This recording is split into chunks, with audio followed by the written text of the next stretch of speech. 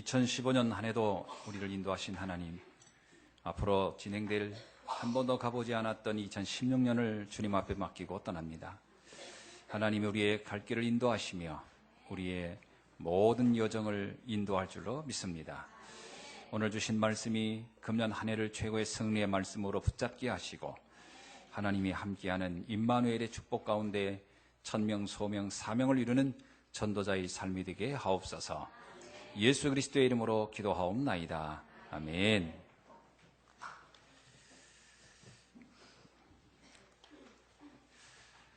성경 66권을 하나님 우리에게 굉장히 중요한 선물로 주셨습니다. 근데 이 66권의 핵심은 한마디로 말하면 구원을 받으라는 얘기입니다. 그래서 요한복음 20장 31절에 보니까 예수께서 하나님의 아들이시고 그리스도이심을 믿게 해서 너희들로 하여금 생명을 얻게 하려는 것이 이 성경을 기록한 목적이다, 이렇게 말씀하고 있습니다. 그러고 보면 하나님의 최대 소원을 뭐라고 얘기할 수 있느냐? 누가복음 15장에는 세 가지 비유를 연이어서 예수님이 해주고 있는데, 그 첫 번째가 양 100마리를 키우던 한 목자가 어느 날 한 마리 양을 잃어버렸을 때 과연 그 한 마리 양이 그냥 알아서 나는 99마리가 있으니까 그 한 마리 그거 없어도 상관없어, 이렇게 하는 목자는 없다. 99마리를 두고 그 한 마리를 찾아 떠나서 그 한 마리를 찾아오는 목자의 심정이 바로 하나님의 심정이다. 그러면서 구원을 얻는 것이 하나님이 얼마나 큰 소원을 가지고 있는지를 우리에게 설명해 주고 있어요. 또 잃어버린 드라크마라는 비유를 통해서 한 여자가 그가 한 드라크마를 잃어버렸는데 그거를 그냥 포기하지 않고 온갖 방을 다 뒤지며 찾는 것처럼 하나님은 지금 그 여자의 심정처럼 잃어버린 양을 찾고 있는 것이다. 그리고 세 번째 비유가 아들이 있었는데 그 아들이 아버지를 떠나서 나가서 고생을 하다가 어느 날 그 아들이 아버지 품에 필요하다고 여기고 돌아왔을 때 그 아버지는 그 신도 신지 않고 뛰어가서 그 아들을 반갑게 맞이하는 그 장면이 나옵니다. 그래서 돌아온 탕자라는 이야기인데 그 아버지의 심정이 바로 하나님의 심정이다. 목자의 심정, 여자의 심정, 그리고 아버지의 심정을 비유하면서 예수님은 바로 하나님의 최고의 소원이 뭐냐? 한 인간이, 한 사람이 하나님께 돌아오는 것이다. 구원을 받는 것이 최고의 관심이다라고 성경은 말하고 있습니다. 요한복음 3장 16절은 그래서 하나님이 이 세상을 이처럼 사랑하사, 어떻게 사랑하세요? 하나님이 그의 독생자를 십자가에 죽기까지 사랑하여서 그를 믿는 자마다 멸망치 않고 영생을 얻는, 구원을 얻는 것이 하나님의 최대의 관심이다라고 성경은 말하고 있습니다. 그래서 요한복음 6장 39절 40절에서도 그렇게 말해요. 하나님의 뜻은 모든 사람이 구원을 받는 데 있는 것이다. 그래서 성경은 일관되게 구원에 관해서 얘기합니다. 그러면서 하나님이 그렇게 구원을 해서 어떻게 하겠다는 거냐? 이유가 있어요. 하나님이 우리와 함께 하려는 것이다. 함께의 특징이 뭐죠?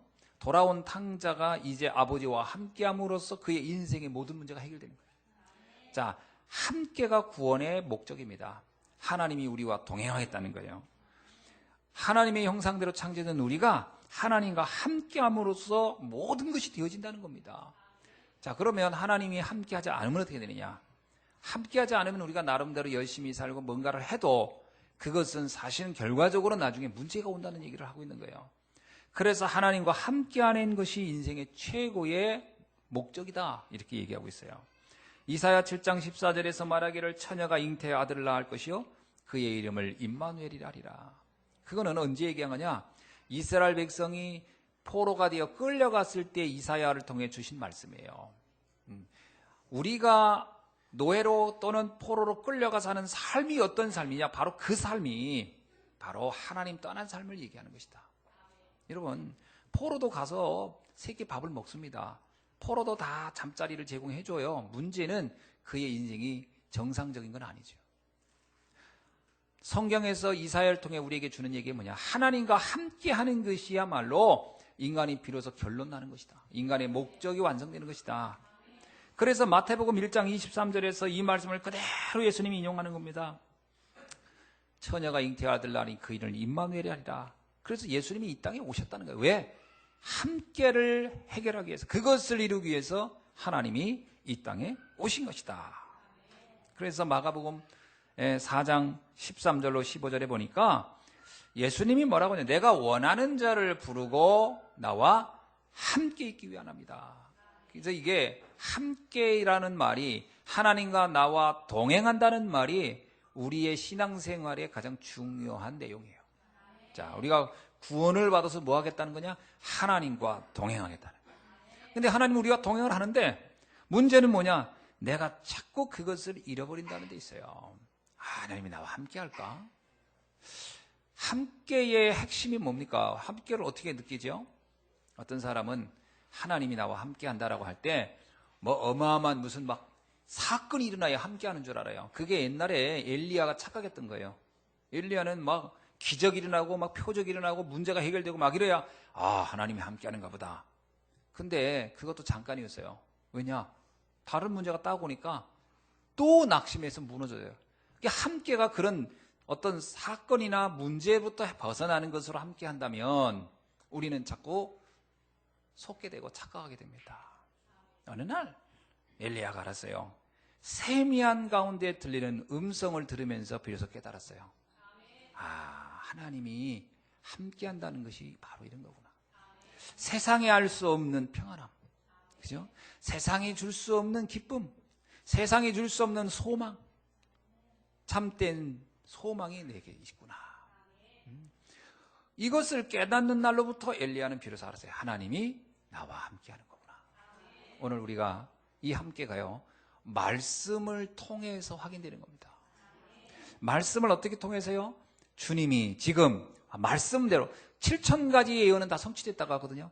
말씀대로 주님은 오셨고 말씀대로 지금 우리와 믿는 자 가운데 함께한다고 하는 거예요. 우리가 정말로 믿을 때 주님은 우리와 함께하는 겁니다. 함께의 어떤 그 구체적인 것은 사건이 아니에요. 사건 해결이 아니고 어떤 신비한 체험이에요. 그는 무당들도 해줘요. 그건 다른 종교인들도 그거는 체험시켜준다니까요. 제가 전에 얘기했잖아요. 우체국에 갔더니 그 창가학회라는 곳에서 계속 전도지 갔더니 신문을 갖다가 놓다. 그게 화광신문이라는 신문이에요. 화광신문. 들어보셨어요? 안 보셨구나. 그 신문이 있어요. 그게 그 남녀호랑객교 그 사람들이 만드는 신문이에요. 근데 이름을 남녀호랑객교라고 안 쓰고 GLS? 뭐냐? 그렇게 써요. 그리고 거기도 뭐라고 하냐면 그 신문 이름은 화광신문이에요. 화광신문. 그래서 내가 그 신문을 이렇게 봤거든요. 근데 이 신문이 얼마나 재밌냐? 딱 한 장을 이렇게 딱 넘기니까 거기에 병 치유받은 이야기가 간증으로 쫙 돌았어요. 어떤 경우는 아토피. 그래서 아토피 걸리기 전 사진. 아토피 치유되고 난. 그리고 어떤 사람은요, 장례 치르고 나서 기적을 봤다는 게 뭐냐? 아버지가 돌아가시고 나서 몸이 이렇게 웅크리고 돌아가셨는데 자기가 거기서 남녀호랑객 거를 계속 그 주문을 했더니 몸이 부들부들해지더니 편해져가지고서 관에 넣었다. 뭐 이런 간증들이에요. 야, 나 그 간증 읽는데 웃기더라고요. 별게 다 있어요. 하여튼 아토피도 있고요. 내가 다 인상적으로 든 게 아토피. 왜냐면 사진을 이렇게 찍어놨더라니까. 무슨 피부과 병원 그 사진처럼. 그리고 그냥 그 시신 문제. 그리고 또 애 안 낳는데 기도했더니 애 낳았다는 거예요. 남녀호랑객교 그거를 주문을 외웠더니 애를 낳았다. 신문에 한 20명의 간증을 다 담아놨어요. 제가 그거 딱 보면서 느낀 게 뭐냐면, 야, 남녀호랑객교도 기적은 행하는구나. 여러분, 우리가 하나님이 나와 함께 한다는 것을 문제 해결로 이해하면요, 무당들도 하는 겁니다. 그렇죠? 그래서 답을 잘 찾아야 돼요. 어떻게 함께 한단 말이냐? 말씀으로 함께 한다는 거예요. 어떻게 말씀이요? 예수가 그리스도로 믿을 때. 하늘과 땅의 모든 권세를 가진 그분이 나와 함께 하는데 그 함께 하는 때 받는 축복은 단지 우리가 눈에 보이는 문제 해결 정도가 아니에요. 어떤 거냐? 우리의 과거, 현재, 미래, 영원한 것을 해결한다는 거예요. 여러분, 불교를 믿는 사람들도 그런 좋은 일들은 겪을 수 있습니다. 그죠? 그 무당을 믿거나 남녀 혈관객글을 갖는 사람들도 그 좋은 일들이 일어나요. 그러면 그게 우리의 목표냐? 아니라는 거예요. 진짜 하나님이 주려는 선물은 거기 있는 게 아니에요. 진짜 선물은 뭐냐? 우리의 인생을 완전히 무너뜨리는 영원한 저주와 재앙으로 끌고 가는 사단의 올무에서 벗어나는 거예요. 그리고 하나님을 만나지 못해서 무엇을 하든지 결국은 허무하게 끝나는 그 근원적인 문제를 해결하겠다는 거예요. 그리고 우리에게 영원한 미래, 천국을 보장하겠다는 겁니다. 여러분, 그렇게 아토피 걸려왔다가 치유된 그 사람들, 그러면 인생이 그로 행복이 시작되냐? 아토피란 문제 하나가 해결됐을 뿐이지 또 다른 문제는 계속 올 건데요. 그게 문제입니다. 그리고 영원한 미래 전혀 해결되지 못할 것인데요. 그래서 그거는 그야말로 잠깐 순간에 지나가는 한여름에 그 더울 때 잠깐 내 바람 스쳐가는 솔바람 같은 것에 지나지 않는 것이다. 그 찰나에 같은 것 같은데 사람들은 그거 붙잡고 생활하려고 하고요. 그게 내 신앙의 핵심이라고 여기고 때가 너무 많아요. 그게 아니라는 거예요. 하나님이 우리에게 약속한 것은 뭐냐? 하나님이 나와 잠깐 동안 함께 아니에요. 영원히 함께. 영원히 함께한다. 그 영원이란 단어가 여러분 어떤 건지 아시죠? 영원이란 단어는 그냥 영원한 거예요. 영원한 거. 끝이 없는 거예요. 하나님이 나와 영원히 함께하리라. 그 축복은 엄청난 겁니다. 그러면 내가 천국에서 너와 함께 왕노릇하게 할 것이다. 여러분, 이 엄청난 비밀을 정말로 내가 알게 되면 이 땅에서 사는 동안에 문제가 되지 않습니다. 비로소 진짜 문제가 보이고 진짜 축복이 뭔지 구분할 수 있는 눈이 보이기 시작해요. 그거 못 보면 잠깐에 왔다 가는 그 문제 붙잡고 소리는 인생 전체를 속게 되는 것이죠. 그래서 하나님은 우리에게 최대에 집중하는 내용이 있어요. 바로 이 놀라운 근원적인 답의 축복을 전하는 사람이 되라는 거예요. 사람들이 이걸 모르고 속고 그것 때문에 속고 속이고 있고 있으니 이것 전해서 거기서 벗어나게 해주라. 이게 하나님의 가장 핵심적으로 집중하고 있는 내용이에요. 그래서 하나님의 요 집중하고 있는 내용 속에 내 인생을 조금만 담는다면 어떤 일들이 일어나겠느냐. 이것이 하나님의 목표라는 겁니다. 그렇죠? 그래서 주님이 마지막 이제 그 부활을 해서 제자들에게 말씀을 주는 내용입니다. 마태복음 28장 19절로 20절이죠. 너희는 가서 모든 족속으로 제자를 삼아. 너희는 가서 모든 족속으로 제자를 삼아라. 이것이 우리가 누려야 할 축복의 결론적인 내용들이에요. 분명히 하나님 우리에게 영원한 걸 약속했어요. 그러면 그것을 누리는 과정이 뭐냐? 이 복음의 누리는 과정은 난 참 좋다 하고 있는 게 아니에요. 복음의 누림은 바로 하나님의 절대적 목표, 관심 속에 내 인생이 들어가 있는 겁니다. 그게 누리는 거예요. 그거 하는 동안에 어마어마한 보람과 기쁨과 만족이 오는 것이죠. 마가복음 16장 15절에서도 주님이 마지막 말씀 거의 정리하면서 하시는 말씀이에요. 너희는 온 천하에 다니며 만민에게 복음을 전파하라. 너희는 건강하게 이제 살아라. 예수님이 마지막 부활하면서 또 부활해서 이제 그동안 고생했다. 이제는 행복하게 건강하게 많은 걸 누리면서 잘 살아라. 그러지 않으셨어요? 우리가 새해 되면 인사 뭘부터 해요? 복 받으라. 새해 복 많이 받아. 예수님이 이제 복 많이 받아라. 일단 간다. 그렇게 하면서 그 복에 대한 설명을 그냥 아무렇게나 하고 간 게 아니라니까요. 그 내용이 뭐를 분명히 말했냐면 이렇게 말한 거예요. 너희는 온 천하에 다니며 만민에게 복음을 전파하라. 그것이 누리는 것이다. 복음 누림이 여기 있는 거지요. 사람들이 복음 누림을 오해해요. 그냥 단지 기분이 좀 좋고 행복한 상태. 일이 좀 잘 풀려가지고 좋다. 이게 누림이라고 생각을 할 경우가 있는데요. 아닙니다. 그거는 불신자도 그 상태에 있는 사람 많아요. 그 불신자 중에서 가끔 이렇게 만나보면 목사님 저는 별 고민이 없어요. 그럼 우리가 그토록 원하는 누림을 그 사람이 갖고 있단 말이에요. 그 전에 제가 얘기 안 했습니까? 저기 무슨 하원집 어떤 아주머니 전도하러 갔더니 그 아줌마가 그렇게 얘기했잖아요. 자기는 목사님이 말하는 거 뭔지 다 안다고. 그래서 예수 믿으면 너무 행복해. 근데 저는 행복해요. 안 믿어도.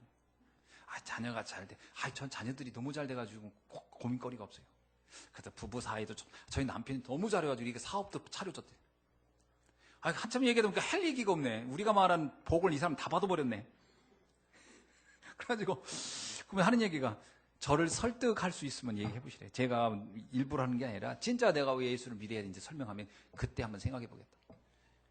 얼마나 전도하러 갔다 창피해가지고 왔는지. 여러분 진짜 우리가 누림이 뭡니까? 근원에 대한 답을 알고 그걸 전해주는 인생을 살다 가는 것이 가장 행복한 거라는 거예요. 바울이 그걸 아는 거예요.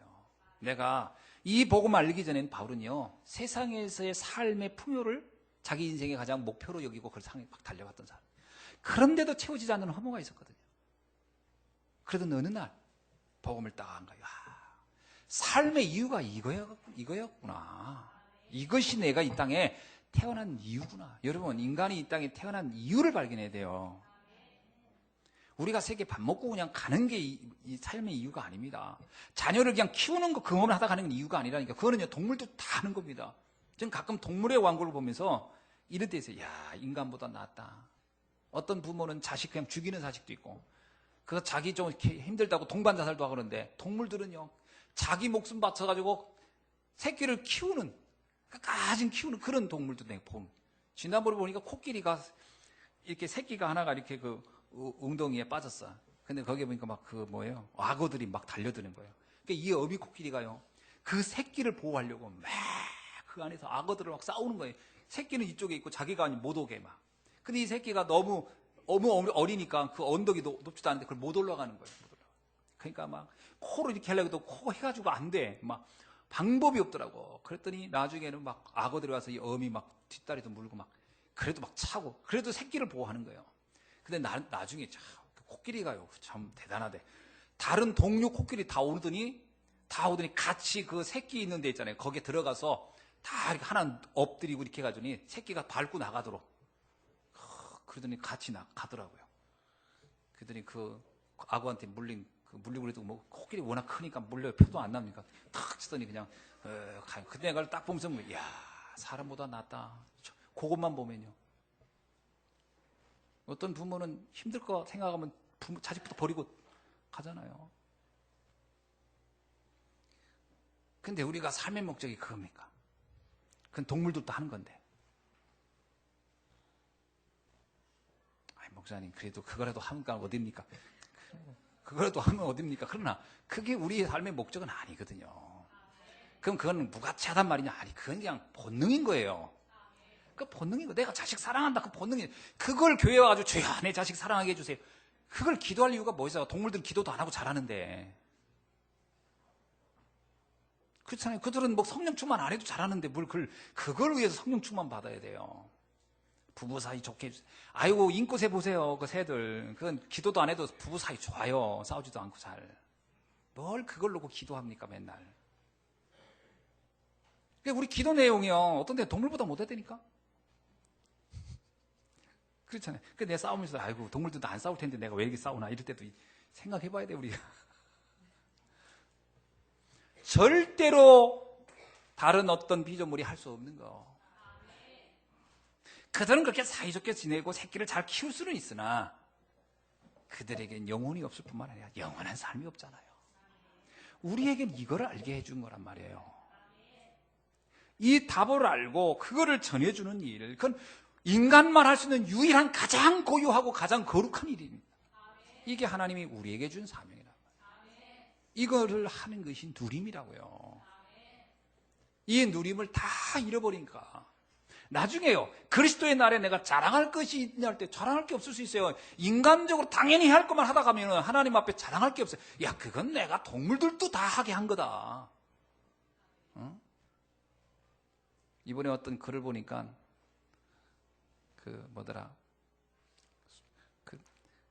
남편은, 그러니까 남자는 여자에게 무조건 막 이렇게 자기 폼을 잡는데 막 멋있게 보이게 하려고. 근데 그 인간만 그런 게 아니라 새들도 그러더라고. 새들도 엄청나게 폼 잡고 막 앞놈을 어떻게든지 이게 꼬셔보려고. 그런 거 배우려고 교회 오면 안 돼요. 그건 동물의 왕국 보면 돼. 여러분, 인간만 할 수 있는 가장 중요한 것을 발견할 수 있어요. 이게 하나님의 최고의 관심이요 집중의 내용입니다. 그걸 전도라고 하는 거예요. 그 동물은 전도 못 하잖아요. 개가 전도하는 거 봤어요? 이것을 하나님은 우리가 알기를 원하는 거예요. 그래서 뭐라고 얘기합니까? 디모데후서 4장 2절 너는 말씀을 전파하라. 때를 얻든지 못 얻든지 항상 힘쓰라. 이것은 우리가 살아야 할 가장 가치 있는 삶의 내용이 이 속에 있기 때문에. 디모데후서 4장 5절에서 너는 모든 일에 신중하여 고난을 받으며, 그렇습니다. 고난을 받아야 돼요. 일부러 받는 게 아니고 전도자의 일을 하면 내 직무를 다하려다 보니까 고난이 오냐? 그래도 받아라. 그걸 위한 거라면 그게 더 가치 있는 일이다. 여러분, 그 전도자의 직임과 나에게 준 사명을 감당하다가 오는 고난은 자랑스러운 거고 영광스러운 거예요. 그 고난이 오는 게 싫어서 아무것도 안 한다. 그건 부끄러운 삶이에요. 자, 이것이 하나님이 우리에게 주신 가장 고상한 가치 있는 인생이다. 이걸 바울이 어느 날 발견한 거예요. 바울이 이걸 발견하니까 사도행전 20장 24절에서 이렇게 말씀하는 겁니다. 하나님의 은혜의 복음을 증언하는 일을 마치려 하면은 나의 생명조차 조금도 귀하게 여기지 아니하노라. 바울이 생각한 거예요. 내 이 육신의 생명도 한정적인 거 아니냐. 그렇죠? 아무리 내 육신을 위해서 몸부림치고 좋은 거 먹고 건강하게 노력하고 운동을 해도 100세 넘으면 어려운 거죠. 그게 한정된 거 아니냐. 그러나 나의 영혼은 영원한 거 아니냐. 그러면 이 한정적인 것을 활용해서 영원한 것을 얻을 수 있다면 이거야말로 가장 가치 있는 것이 가장 효과적인 삶을 살다 가는 거 아니에요. 그죠? 가장 영원한 걸 버리고 가장 한정적인 걸 붙잡는 사람이 가장 멍청하지요. 어떤 사람은 그럽니다. 저요 그냥 뭐 좀 속상하고 해서 신앙생활 그만뒀어요. 이거는 영원한 걸 포기하고 가장 한정적이고 찰나의 것을 잡은 사람의 삶이에요. 어리석은 겁니다. 내가 이 땅에서 사는 동안에 일어난 일들은 이런 일 저런 일, 그건 다 지나가는 일들. 이것 때문에 영원한 걸 포기한 일이 없어야 되고요. 차라리 이걸 내가 별가치 없이 여기고 그걸 붙잡을 수 있다면 가장 지혜로운 사람이 되는 거죠. 그래서 바울이 말하는 거예요. 내 생명도 내가 이 복음을 전하는 일과 하나님이 원하는 이 일을 위한 것이라면 이 생명도 거기에 비하면 별게 아니다. 그 정도까지 바울은 가치를 본 거거든요. 우리가 이 가치를 볼 수 있는 눈이 열려야 할 줄로 믿습니다. 그래야 사단이 우리를 공격을 못해요. 이거를 이 가치를 자꾸 착각하니까 사단은 어떤 육신적인 거고 영적은 뺏어가는 게 목적이니까요. 자꾸 육신적인 달콤함을 던집니다. 그리고 영원한 삶을 뺏어가는 거예요. 마치 뭐하고 똑같냐. 낚시꾼이 낚시하러 가면요 밑밥을 엄청 던집니다. 지난번에 한번 보셨잖아요. 우리 이호원 집사님 그 낚시하는 거 보셨잖아요. 내가 언젠가 한번 가서 봤는데, 그죠? 깻묵 그거 여러분 아시죠? 이게 그 기름 내리고 남은 그 많은 걸 차 트렁크에서 끊으시더라고. 그랬더니 계속 뿌리는 거예요. 그래서 내가 왜 이렇게 뿌리세요? 했더니 이거 뿌리면 저놈들이 이제 이거 먹고서 이제 정신이 올 때 그때 싹 집어넣으면 다 걸려든. 거기 있던 물고기가 그걸 먹는 순간 끝나는 거예요. 이제 순간의 맛을 위해서 먹었던 영원한 자기 생명을 포기하는 거예요. 이제 그렇게 해서 그 낚시꾼이 엄밀하게 말하면 속이는 겁니다. 물고기와 속이는 싸움을 하는 거예요. 얼마나 잘 속이느냐의 작전인 거예요. 그래서 뭐 찌 같은 것도 다 그럴듯하게 생기고 막 그러잖아요. 그래도 나는 그 낚시 중에 제일 치사한 낚시가, 그래도 그 지렁이라도 하나 먹여주고서 잡혀야 되는데 지렁이도 아니고 물고기도 플라스틱으로 만든 거 던져가지고서 플라스틱 물고기 만들어서 던지고 잡아내오면 너무 치사하다. 그래도 그렇지. 먹잇감도 먹지 못할 거 던지고서 잡아오는 경우. 그래도 멍청한 물고기는 그걸 물어요. 우리가 잘못하면 인생을요 이렇게 살다 간다니까. 영원한 거 놓친다니까. 그래서 하나님은 우리가 이것을 발견하는 거예요. 그러니까 바울이 이걸 딱 발견하는 거예요. 이야, 내가 내 인생에 이렇게 가치 있는 걸 내가 생애에 알게 됐다니 너무 놀랍다. 그렇다면요 보는 눈이 다 바뀌는 거예요.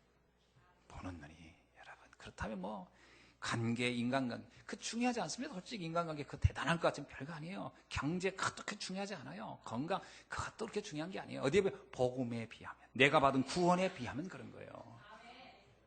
그래야 이 세상 사람들은 다 내가 볼 때 대수롭지 않은 것이 모든 것이라고 붙잡고 살아가는 세상이기 때문에 거기에서 내가 조금만 벗어나면요, 히브리서 나온 말씀 그대로 세상이 너희를 감당치 못하느니라. 요셉 감당을 못했어요. 여러분 잘 알고 있듯이요, 성경에 나온 인물들, 그 시대 사람들, 다니엘 감당을 못했어요. 거기서 약간 벗어나와 있는 거예요. 다른 사람들은 명예를 위해서 뭔가 출세로 해서 눈이 벌거나는데 다니엘 관심 없어요. 그러니까 그 시대에 사단의 유혹으로부터 벗어나 있는, 그러니까 시대를 완전히 압도하는 사람이 돼버리는 거예요. 저는 우리 랩런트들이요, 이 눈이 열려야 됩니다. 이 눈을 열려야 시대를 압도하고 끌고 가는 거지. 이거 못 열리잖아요. 그러면 쫓아가기 바빠요. 시대 쫓아가기 바빠요. 나중에요, 정말 누구 말대로 상처뿐인 인생이 되는 거예요. 뭔가 한 것 같은데 온몸이 다 상처만 있는 거예요. 이리 치고 저리 치고, 이래 상처받고 저래 상처받고, 이래 열등감 저래 열등감, 이래 비교식 저런 그러면 나중에 내 인생에 남는 게 아무것도 없다니까. 나중에는 후회만 있는 거예요. 후회. 내 인생 왜 이렇게 살았지? 이거를 넘어서야 됩니다. 근데 이거는 의지가 가지고 되는 게 아니에요. 발견해야 돼요. 이거는 눈을 딱 발견하는 거예요. 눈을 보는 순간 달라진 거예요, 여러분. 자, 그래서 오늘 이 축복을 우리가 발견해야 할 줄 믿습니다. 그것이 근원의 축복이라는 말이에요. 근원의 축복. 하나님은 우리에게 근원의 축복을 갖기를 원해요. 하나님의 절대 계획이죠. 자, 근원의 축복은 세 가지입니다. 하나는 뭐냐? 근본 문제로부터의 해결이에요. 두 번째는 영적 문제로부터 해결. 세 번째는 시대 문제로부터의 해결이에요. 이 답을 갖는 것이 바로 구원이다. 구원의 축복이라고 하는 것은 이 세 가지로부터 벗어나는 겁니다. 근원 문제가 뭡니까? 인간의 최대의 문제는 사실은 죄입니다.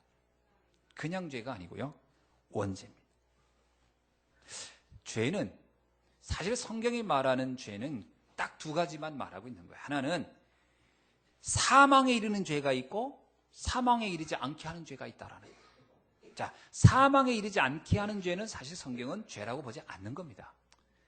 그거는 우리들의 삶의 규모 또는 그릇, 이렇게 표현하는 게 더 정확할 거예요. 요한일서 5장 16절에 뭐라고 하냐? 사망에 이르지 아니하는 범죄자들을 위하여 그에게 생명을 주시리니 사망에 이르는 죄가 있느니라. 우리가 흔히 말할 때 범죄자라고 하는 것은 죄지만 그건 사망에 이르는 죄가 아니라는 거예요. 영원한 저주를 받는 죄가 아니라는 거예요. 뭐가 영원한 저주를 받는 거다? 하나님을 떠난 죄. 그래서 그 범죄자들에게도 생명을 갖다 줄 수 있는 그걸 전해주라는 거예요. 왜냐? 이 사망에 이르는 죄에 빠져버리면 이거는 꼼짝달싹할 수 없으니까 그걸 말해줘라. 인간의 근원적 문제는 바로 여기에 있는 겁니다. 근데 우리는 자꾸 착각해요. 내가 어떤 그 죄다 그럴 때는 거의 사람들은 윤리 도덕적 죄, 법률적 죄를 가지고 자꾸 죄라고 여기고, 그거 가지고 막 생각하고 그것 때문에 갈등하고 그것 때문에 판단하고, 이거야말로 가장 넌센스입니다. 내가 주님 앞에 갔을 때요, 제가요 막 싸움도 많이 하고 못된 짓도 하고 막 그랬으면 주님이 그럴 겁니다. 그건 너희들끼리 문제고 난 관심 없어. 너희들끼리 문제야.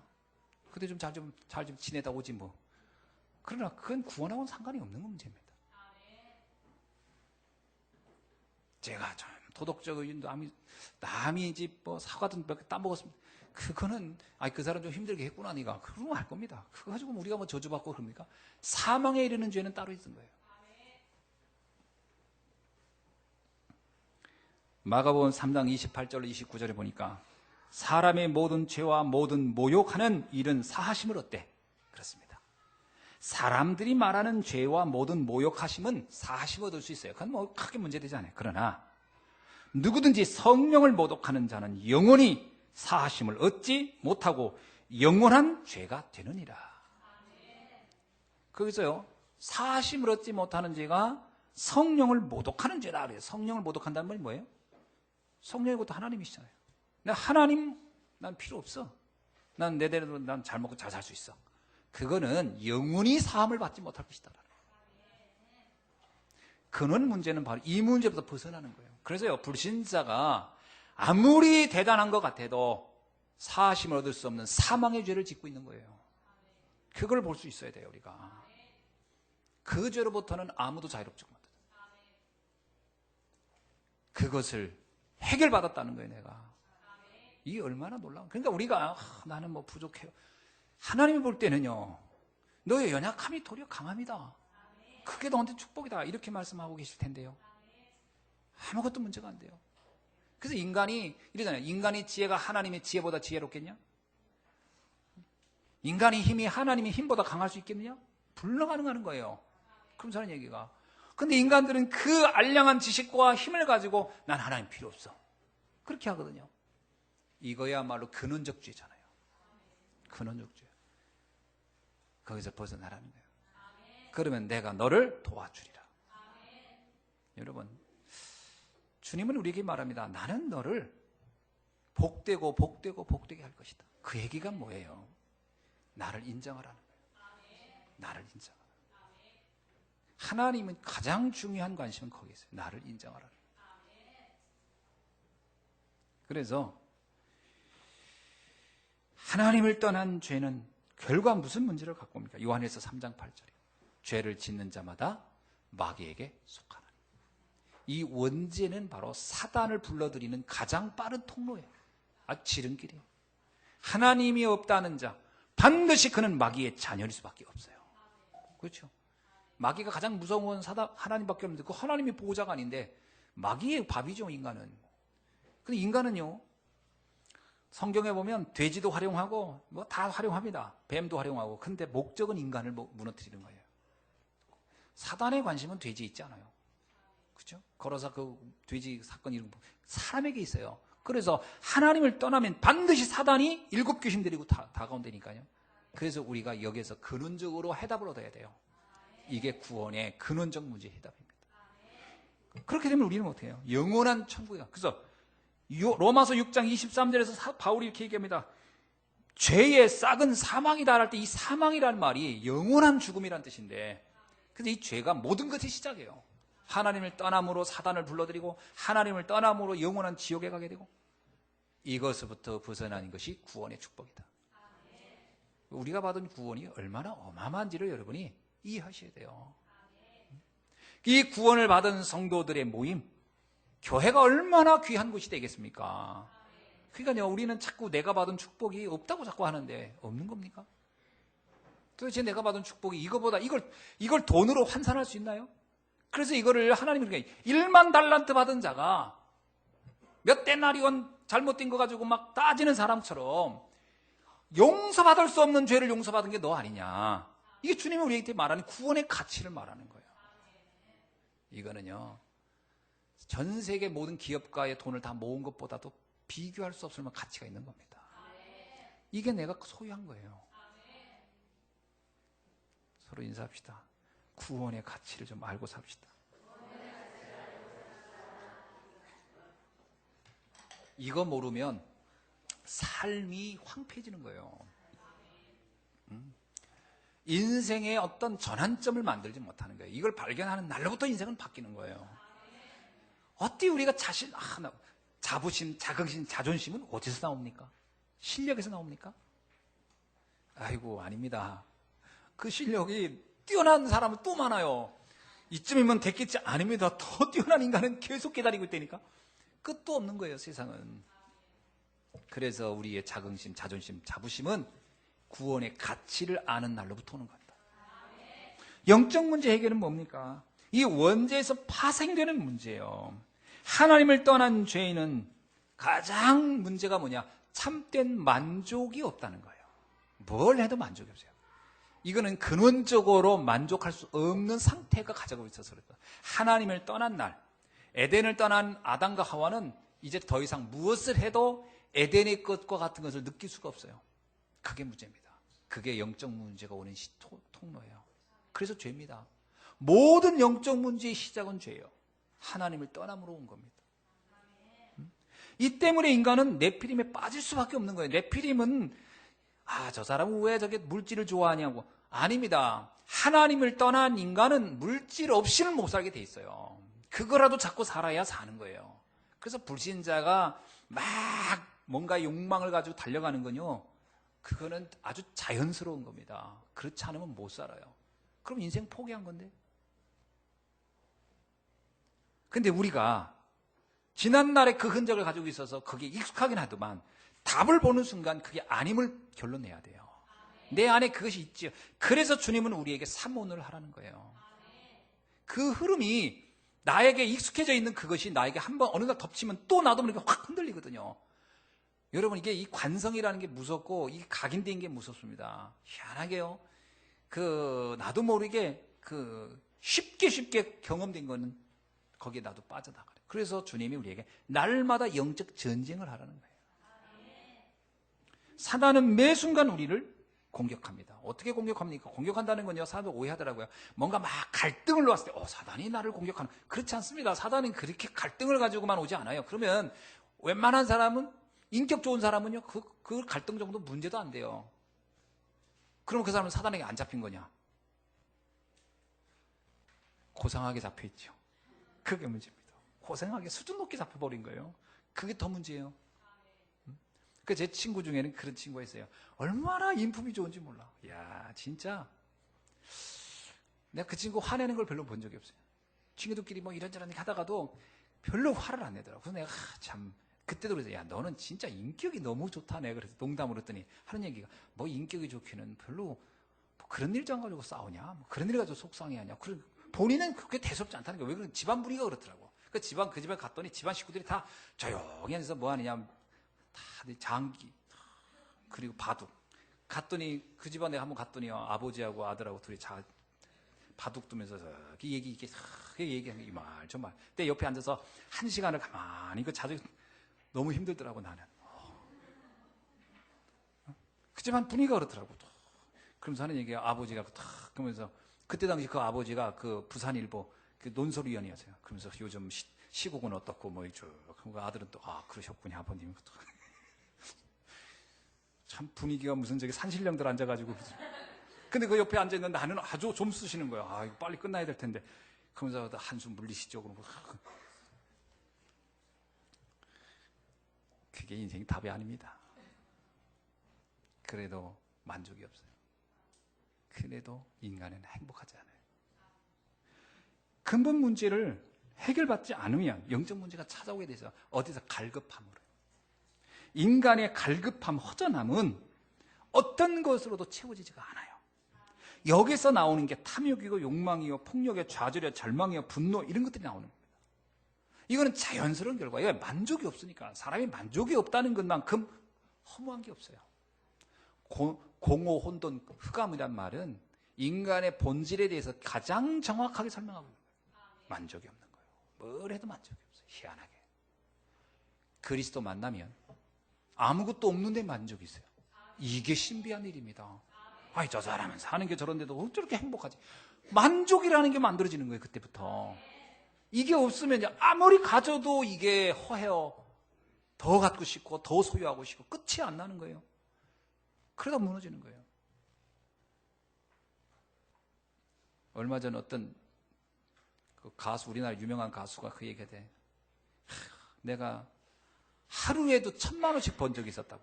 하루에도. 그것만 내가 착실히 모았으면 지금 나는 갑부가 됐을 거라고. 근데 우리 부인이 어떻게 하다 300억을 빚졌더만. 투자 잘못해가지고 이렇게 해서.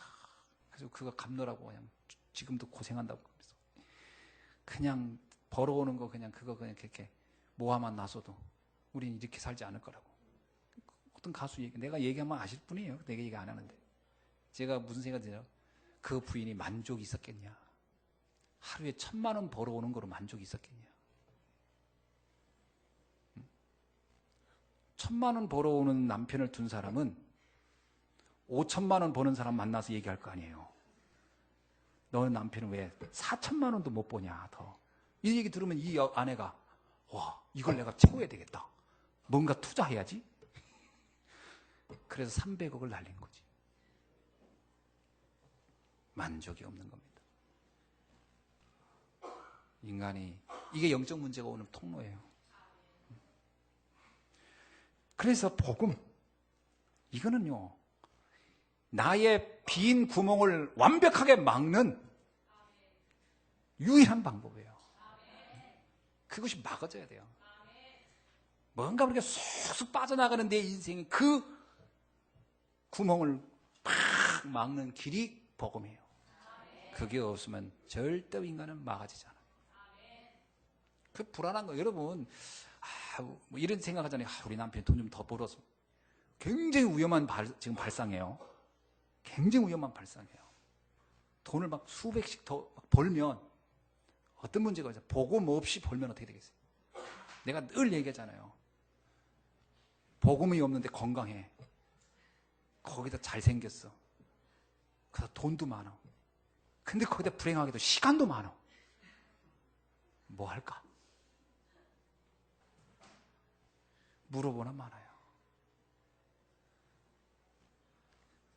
돈 없지, 얼굴 못생겼지, 시간 없지, 건강하지도 못하지. 근데 복음 없어. 얼마나 감사한 일입니까? 다른 죄를 지을 틈이 없어.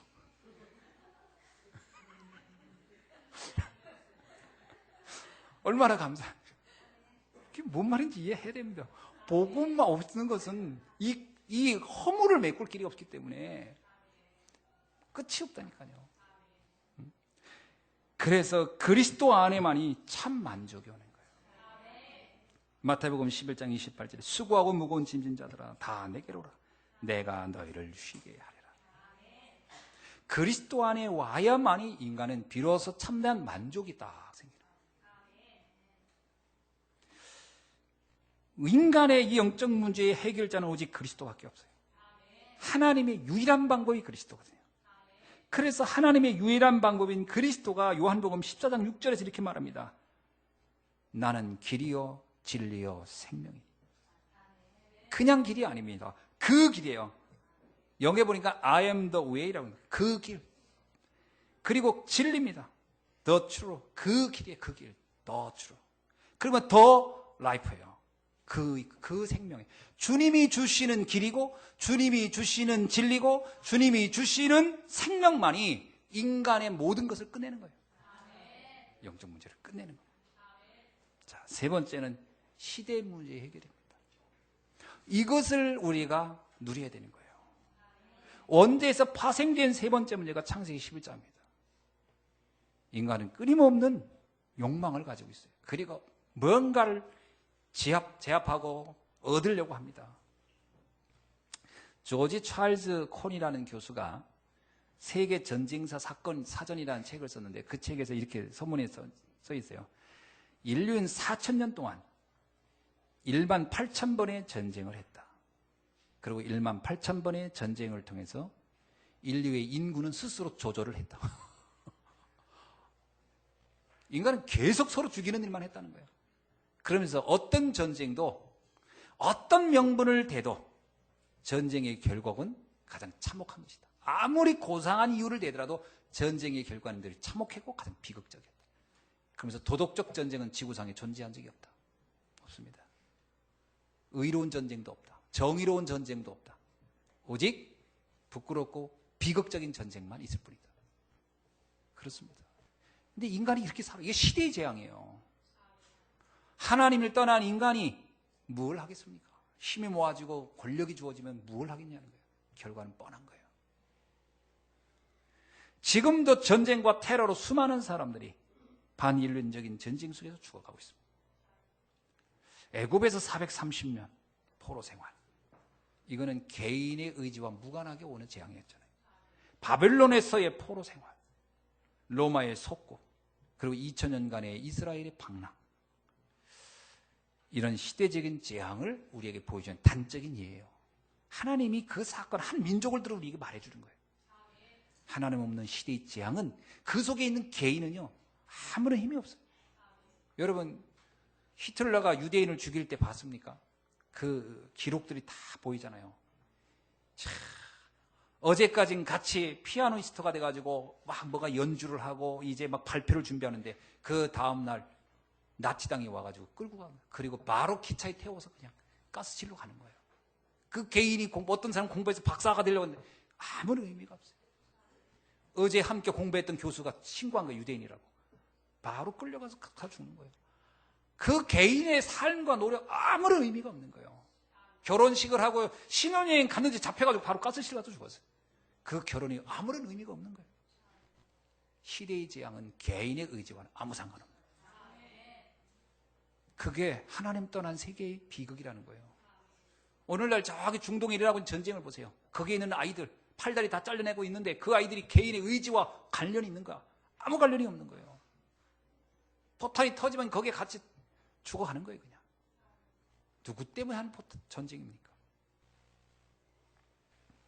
다 명분은 있죠. 어떤 전쟁도 정의의 전쟁은 없거든요. 비참한 살육의 전쟁이 있을 뿐이고. 그럼 우리 유교 전쟁을 여러분 잘 아시잖아요. 서로 죽고 죽이는 일 외에는 아무것도 없는 거예요. 시대의 재앙입니다. 뭐로 막을 것이냐. 하나님이 그 답을 우리에게 주는 거예요. 복음이 들어가면 인간의 그 흥분돼 있고 분노하고 뭔가 인간이 가장 고상하고 가치 있다고 하는 그 가치가 얼마나 부질없는 짓을 바로 보여주거든요. 그래서 그게 중단이 되는 겁니다. 더 이상 할 필요가 없다라고 하는 거예요. 그 복음 없는 한 인간의 달려가는 어떤 그 사악함이 멈추질 않는 거예요. 인간의 그 착각이 멈추질 않아요. 복음 아니면 자기를 못 봐요. 인간은 자기를 못 본다니까요. 절대로 못 봐요. 인간만큼 얼마나 잔인하냐면요. 자신이 죄를 저지르면서 그 죄를 얼마나 논리적으로 합리화시키는지 몰라요. 히틀러가 그렇게 많은 사람을 죽이면서 얼마나 많은 학문으로 그것이 옳은 것이냐 만들어서 수많은 사람을 착각하게 만들었습니까? 인간은 그래요. 자기를 스스로 발견하는 데 쉽지 않습니다. 아, 나는 잘못하고 있구나. 이렇게 안 보인다니까요. 인간만큼 악한 게 없는 존재는 그래요. 이 지혜가 하나님 없는 지혜는요 얼마나 사람이 악해지는지 몰라요. 그래서 말씀이 복음이 우리를 빨리 보게 할 때 인간은 멈추는 거예요. 비로소 복음은 우리의 인생의 브레이크 같은 거예요. 탁 쓰게 만드는 거예요. 내가 이제 달려가면 안 되겠구나. 그래서 이 시대의 유일한 답은 그리스도밖에 없어요. 사람들이 그럽니다. 아, 그러면 복음이 이렇게 있는데 왜 전쟁은 계속 일어납니까? 여러분, 그 복음이 있는데 그 복음이 그 사람의 영혼 속에 삶 속에 들어가지 못한 거예요. 이 땅에 의사가 이렇게 많은데 충치 환자는 계속 있잖아요. 환자가 의사한테 가야 충치가 해결되지. 안 가는 데는 어떡할 거예요? 하나님의 말씀 속으로 들어가야 되거든요. 그리스도가 오셔서 다 해결했지만 사람들은 그 그리스도 앞에 가지 않아요. 그래서 주님이 우리에게 주신 사명입니다. 그거를 하라는 거예요. 그래서 전에 유 목사님 그러지 않습니까? 교회가 위기를 맞이할 때마다 반드시 전쟁이 일어난다. 그렇습니다. 가장 강력한 제동장치는 교회거든요. 시대의 재앙을 막는 제동장치가. 근데 교회가 힘을 잃어버리면요 재앙의 제동장치를 걸 수 있는 조직이 없다는 거예요. 무서운 거죠. 지구는 파멸로 막 돌아가는 거예요. 그래서 우리가 교회를 세우고 교회를 지키는 것이 얼마나 위대한 일인지, 얼마나 가치 있는 일인지를 여러분이 찾아내셔야 됩니다. 이게 단집에서 건물 얘기를 하는 게 아니에요. 인간의 이 사악함을 막을 수 있는 유일한 길이 복음밖에 없다. 그것을 전하는 교회가 살아나야 된다. 그래야만 이 시대의 재앙을 막는 것이다. 하나님이 이걸 놓고 저와 여러분에게 구원의 축복이라는 것을 설명하고 있는 거예요. 내가 받은 구원이라는 것이 얼마나 엄청난 의미를 가지고 있는지를 다시 한번 발견하기를 주의 이름으로 축원합니다. 이거 가지고 우리 힘으로 할 수 없으니까 기도하라는 거예요. 기도의 축복은 뭡니까? 하나님의 능력을 내 인생 속에, 내 삶 속에 끌어들이는 겁니다. 그죠? 기도할 때 하나님은 우리의 영혼 속에 딱, 그죠? 뭡니까? 주루가 쉬지 않도록, 주님이 쉬지 않도록 기도하라 그러잖아요. 주께서 쉬지 않도록. 우리가 하나님 앞에 기도할 때마다 하나님 24시간 그 하나님의 계획을 놓고 역사하는 줄로 믿습니다. 그래서 여러분이 지금부터요, 이 복음의 능력을 놓고 여러분의 가정과 가문과 교회와 시대와 지역을 놓고 기도의 등불을 켜가기를 주의 이름으로 축원합니다. 그래서 현장 곳곳에다가 우리가 다락방과 지교회를 하는 이유가 거기에 있어요. 시대의 지향을 막는 거예요. 이것이 우리 삶의 가장 중요한 존재의 가치가 있는 거예요. 그게 하나님 나라를 이루는 일입니다. 그게 하나님 우리에게 준 최고 유일한 축복. 하나님 나라가 뭡니까? 이 시대의 재앙을 막는 거예요. 영적 문제를 해결하는 거예요. 그런 문제를 해결하는 거예요. 그걸 놓고 우리에게 지금 기도하라는 겁니다. 얼마나 많이 했냐 적겠냐 그건 하나님이 평가를 그래야겠죠. 그렇죠? 그건 뭐 하나님은 아시겠죠. 훗날 주님을 만났을 때 주님이 내가 자랑할 것이 있다라는 말은 제가 볼 때 이거 하나님이 약속한 거니까. 그래서 어린아이 하나라도 그 어린아이라도 전도자에게 냉수 한 그릇 줬다면 그 상이 내가 잃어버리겠냐? 반드시 기억하고 있다 내가 상을 주겠다. 그 얘기는 뭐예요? 하나님 앞에 자랑할 수 있는 자랑거리가 바로 거기에 있다. 여러분 지금부터 그걸 놓고 기도의 응답을 받으시길 주여 여러분 축원합니다. 그래서 정말 성공자가 누구겠냐? 하나님의 입장에서 나를 봐야 돼요. 진정한 성공자가 뭐며 진정한 응답을 받았다는 게 뭐겠냐? 여러분 세계복음화의 그 응답 속에 있어지길 주여 여러분 축원합니다. 그래서 그 속에서 나오는 나의 삶의 응답이 돼야 돼요. 이건 참 순서인데 이번에도 그 원단 메시지 하시면서 순서가 중요하다 이 말씀 하셨는데요. 우리는 이 순서를 자꾸 바꾸는 경향이 있어요. 진짜 하나님은 내가 어떤 어마어마한 위치에 대해서 뭔가를 하려고 한다. 그게 쉽지 않습니다. 그 어떤 위치에 가는 동안에 복음을 놓치고 가면요. 그 위치에 가는 관성이라는 게 있어가지고 그 흐름을 그냥 따라가게 돼 있어요. 그래서 거기서 돌아서서 내가 복음을 잡는다. 쉽지 않습니다. 그래서 전에 얘기잖아요. 의사가 복음을 안다고 하는 것은 이미 의사란 내 몸이 복음이라는 가운을 입었단 말이에요. 그럼 내 이익과 필요에 의해서 가운은 벗었다 입었다 한다는 거예요. 그렇게 되기 때문에 그 복음은 힘이 없습니다. 나한테 이익이 되면 복음 입었다가 불리한 것 같으면 벗어버리고. 그러나 복음의 사람이 의사라는 가운을 입어야 된다는 거예요. 그게 순서입니다. 복음 안에서 나오는 성공. 복음 때문에 내가 하는 일이에요. 내가 하는 모든 삶의 이유가 복음 때문이어야 돼요. 이것이 하나님이 내게 주신 최고의 가치요 응답이다. 자, 그래서 마지막으로 이제 전도의 축복이라는 말씀을 이제 우리가 함께 나누는 게 하나님이 주신 최고의 축복인데요. 주님이 마지막에 제자들에게 이제 당부를 합니다. 땅끝까지 이르러 나의 증인이 되라. 그 말씀하는 거거든요.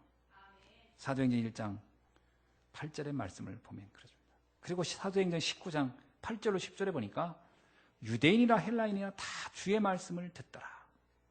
그게 에베소에서 일어났던 사건이죠. 사도행전 19장 21절은 바울이 로마도 보아야 하리라. 사도행전의 사건은 사도행전 1장 8절의 성취 과정이죠. 예루살렘에서 로마까지. 그리고 서바나 땅끝까지. 사실은 이거를요, 제자들이 잘 못 알아들었어요. 이게 얼마나 어마어마한 위대한, 이게 천년의 응답을 갖는 응답인지는 잘 몰랐어요. 그래서 베드로도 모든 제자들 띄워 예수님이 십자가에 죽었을 때, 야, 이제 우리가 이걸 해야 된다. 이렇게 했던 사자는 하나도 없어요. 다 떠났어요. 다 떠났습니다. 그래서 예수님이 다시 그들을 감람원으로 부른 거예요. 불러서 지난번에 했던 메시지를 다시 상기시켜 준 겁니다. 하나님의 나라가 뭔지, 그러면서 다가올 미래의 재앙, 앞으로 이런 일들이 일어날 텐데 이런 시대에 복음을 가졌다는 게 뭐냐? 앞에서 제가 말씀드린 그겁니다. 근본 문제, 영적 문제, 시대 문제, 이걸 쭉 주님이 말씀한 다음에 이제 너희들이 이것을 막을 수 있는 일을 한다면 너의 삶은 영원히 천년의 응답을 받게 될 것이다. 그 얘기를 쭉 한 거예요. 그때서 제자들이 처음으로 알아들은 거예요. 그 알아듣는 사람들이 모인 것이 마가다락방입니다. 마가다락방, 우리 다락방 운동하자는 얘기는 다른 얘기가 아니라 그 답을 가진 모임이에요. 그 답을 가지고 모여서 천년의 응답의 비밀을 누리자라고 하는 게 우리들의 모임 아닙니까? 이거는 다른 어떤 세상적인 것은요, 이 축복을 갖다 주지 못해요. 그 축복을 가진 자들이 세상적인 것을 갖다가 그때그때 쓰는 거죠. 그러니까 여러분, 이 응답부터 여러분이 제대로 붙잡기를 주님 축원합니다. 하나님은 여러분을 처음부터 영세전에 택했을 때 나에게 구원을 주실 뿐만 아니라 이 시대의 재앙까지도 주님을 아시고 다가올 미래의 재앙도 아셨기 때문에 이걸 해결하는 전도자로 저와 여러분을 부르셨다는 거예요. 이거는 아주 틀림없는 사실이에요. 제가 아무리 생각해도요, 혼자 이렇게 뉴스를 보거나 책을 읽거나 뭐 이렇게 보면, 이야, 복음 없는 세상이라는 게 저런 거구나. 저기에 복음이 들어갈 수만 있다면 얼마나 좋겠는가. 그래서 지금 우리가 그 영역에 들어갈 지도자를 세워야 되는구나. 세상 사람들이 하는 그런 뭐 복진이 이런 것이 복음 없는 복진 위험한 거예요. 그래서 그런 것조차도 복음 없는 무슨 선행 위험한 거예요. 복음으로 전달해야 돼요. 이걸 통해서 시대를 바꿔야 돼요. 그걸 하나님 우리를 부르신 거예요. 그 우리가 지금 하고 있는 이 사역들이 얼마나 놀라운지 몰라요, 여러분. 자, 이를 위해서 우리가 지금 팀의 응답을 받아야 할 줄로 믿습니다. 그래서 하나님 우리에게 팀이라는 단어를 금년에 주신 거예요. 교회 살리는 중직자팀, 교인 살리는 구역장팀, 렘넌트 살리는 교사팀, 현장 살리는 전도사 팀이라는 응답을 우리가 받으셔야 됩니다. 자, 말씀을 맺습니다. 바울은 빌립보에서 이렇게 말합니다. 그리스도의 날에 자랑할 것이 있게 해야 된다. 하나님 앞에 설 거니까요. 그죠? 언젠가 우리는 다 주님 앞에 설 날이 오지 않겠습니까? 그러면서 빌립보서 3장에서 이렇게 말씀을 맺습니다. 끝으로, 3장에 보면 끝으로 나의 형제들아 주 안에서 기뻐하라. 다른 것으로 기뻐하면 하나님 앞에 자랑할 게 없어요. 주 안에서 기뻐하라. 내가 주 안에 있다는 것이, 구원받았다는 사실 하나만으로도 우리는 행복하고 행복해야 합니다. 빌립보 3장 2절에 말합니다. 개들을 삼가하고, 동네에 이렇게 떠돌이 개를 말하는 게 아닙니다. 우리의 영혼을 황폐하게 만들 여러 그 시대의 잘못된 사상과 이념들을 말하는 거예요. 신앙관, 개들을 삼가하고 행악하는 자들을 삼가하고 몸을 상해하는 일을 삼가하라. 영적으로요, 깨어있으라는 얘기입니다. 그렇지 않으면 우리는 주의를 한 것 같은데 어느 날 보면 상처만 입게 되고, 잘못하면 속아서 시달리다가 아무것도 하나님 앞에 내보일 게 없는 세월을 낭비하게 되니까 조심하라는 거예요. 깨어있어요. 마지막 또 3장 8절에 뭐라고 얘기합니까? 그리스도 외에 모든 것을 다 배설물로 여겨라. 나는 그렇게 보여지더라. 그리스도의 유일한 가치가 보여져야 되고 발견돼야 된다는 겁니다. 그러면서 뭐라고 얘기합니까? 빌립보서 3장 9절. 그 안에서 발견되려 함이네. 아멘. 여러분, 하나님 앞에 발견되는 사람 되기를 바랍니다. 하나님 이렇게 많은 사람 중에 하나님이 나를 눈여겨보고, 이야, 너가 정말 내가 필요로 한 사람이야. 그래, 내가 필요로 했어. 나 같은 사람이 발견되어지는 사람 되기를 주 이름으로 축원합니다. 바울이 말합니다. 하나님 앞에 필요한 나이가 되고 싶다. 그게 발견된단 말이 그거잖아요. 아니, 뭐 돌은 우리의 눈에 안 발견돼요. 근데 가서 금면 하나 떨어져 있어 보세요. 확 보이잖아요. 그 다이아몬드라 하나 있어 보세요. 주워 가지고 올 거 아닌가. 내게 필요한 거니까 하나님 앞에 필요한 사람이 되라. 네, 발견되려 합니다. 그래서 이건 굉장한 말이에요. 그래서 늘 생각해요. 하나님 앞에 내가 정말 필요한 사람인가? 내가 필요 없는 사람인가? 빌립보서 3장 12절. 내가 이미 얻었다함도 아니요 온전히 이루었다함도 아니네. 겸손해야 됩니다. 그러면서 오직 내가 그리스도 예수께 잡힌 바 된 그것을 잡으려고 달려가노라. 예수님께 잡힌 바 된 그건 뭡니까? 주님이 나에게 원하는 게 있어요. 잡힌 바 된 거예요. 주님이 나를 잡은 이유가 있어요. 그것을 잡으려고 주님이 천명, 소명, 사명입니다. 이것을 잡으려고 달려가노라. 오늘 2016년도를 시작하면서 여러분 다시 한번 우리가 받은 응답, 생각하시면서 정말 이 시대의 이 복음이 얼마나 가치 있는 것인지, 구원이 얼마나 놀라운 것인지 깨닫고 그 일을 위하여 하나님이 나를 부르셨고 나를 택하셨고 내가 있는 현장에서 하나님이 어떤 응답을 받기를 원하시는지를 다시 한번 정말 깊이 묵상하면서 응답받는 금년 한 해 되기를 주의 이름으로 축원합니다. 기도하겠습니다. 하나님 감사합니다. 오늘 주신 이 말씀 가지고 다시 한번 금년 한 해를 최고의 응답의 해로, 축복의 해로 누리게 하옵소서. 살아계신 주 예수 그리스도의 이름으로 기도하옵나이다. 아멘.